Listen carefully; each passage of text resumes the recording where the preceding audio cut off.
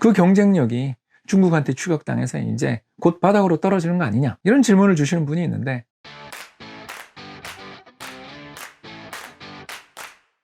안녕하세요. 28년차 이코노미스트 홍춘욱입니다. 지난 시간에 우리나라는 저출산 고령화 문제에도 불구하고 수출 중심의 경제 구조를 갖고 있기 때문에 인구의 감소가 그렇게 치명적인 영향을 미친다고 보기 어려운 면이 있다는 말씀을 드렸더니, 그 경쟁력이 중국한테 추격당해서 이제 곧 바닥으로 떨어지는 거 아니냐, 이런 질문을 주시는 분이 있는데, 물론 그 지적도 타당합니다. 적어도 2차 전지 부문, 전기차 부문, 그리고 태양광 부문에 있어서는 분명히 중국이 우리를 앞지르거나 또는 따라잡은 분야 충분히 있다는 거 인정합니다. 그런데 그게 일관되게 한국은 망해가고 중국이 따라잡아서 우리나라의 경쟁력이 약화된다고 말하기에는 뭔가 찝찝한 구석이 몇 가지 존재한다는 것도 말씀드리고 싶어요. 첫 번째 보여드린 그림은 뭐냐면 전체 세계 시장에서 차지하는 중국의 시장 점유율입니다. 그 밑에는 일본 그리고 한국이 배치되어 있는데, 중국이 2015년까지는 굉장히 가파른 속도로 세계시장 점유율을 높여온 건 분명한 사실이에요. 근데 그 뒤는 어떠냐 이거죠. 우리나라나 일본은 반등하거나 안정적인 세계시장 점유율을 보이는데 중국 혼자만 둔화되는 징후가 나타나죠. 왜 그럴까요? 여러 이유가 있습니다만 가장 직접적인 건 미중 무역 분쟁에 따른 관세 부과겠죠. 근데 그거 이외에도 부정적 징후가 하나 더 보입니다. 다음 그림 보시죠. 다음 그림은 중국의 농업 생산액의 추이를 보여주고 있는데, 과거에 대단히 가파른 농업 생산성의 향상이 나타나던 게 1996년 이후의 숫자들을 살펴보면 그동안 중국 생산성 향상에 주도적인 역할을 해오던 농업 부문의 생산성이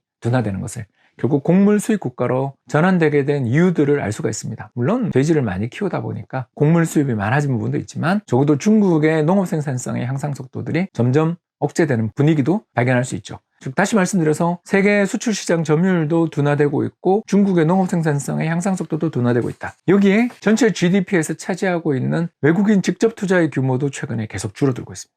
왜 그러냐 하면 임금과 토지 가격이 상승하는 가운데 중국에 본격적으로 투자를 하기에 뭔가 어려운 여건들, 여기에 중국 정책 당국의 국가 자본주의적 성향들로 인한 규제가 강화된 부분이라든가 경쟁의 제약이 생긴 것들도 분명 외국인 직접 투자의 감소를 불러왔겠죠. 결국 세계 시장 점유율 줄어들고 농업 생산성 줄어들며, 그리고 외국인의 투자가 줄어드는 과정에서 이제 중국 국영기업 문제들까지 부각되는 거죠. 그림에 잘 나타나 있는 바와 같이 회색선은 국영기업의 매출 한 단위를 발생시키기 위해서 필요한 부채의 수준을 보여주는데, 다른 파란 선이나 검정색으로 표시되어 있는 민간 기업들 또는 민영화된 기업들에 비해서 기업의 매출액을 달성하기 위해서 더 많은 부채가, 더 많은 비효율이 존재한다는 걸 금방 발견할 수 있습니다. 결국 중국 국영기업들은 이런 여러 가지 문제들을 해소하기 위해서 농업 생산성의 둔화라든가 외국인 직접 투자의 감소, 그리고 세계 경쟁 격화 속에서 점유율 하락 문제들을 어떻게 보면 해소시키기 위해서 중국 국영기업들을 열심히 밀어주고 있습니다만, 중국 국영기업들의 성과는 기대에 미치지 못하고 있는 그런 여건이라는 것을 알 수 있습니다. 물론 중국이 잘하는 분야도 있습니다. 세계 특허에서 세계 1위로 올라서는 아주 가파른 특허 출원의 증가세들이 나타나고 있다는 건 분명한 사실이고, 이 분야에서는 앞으로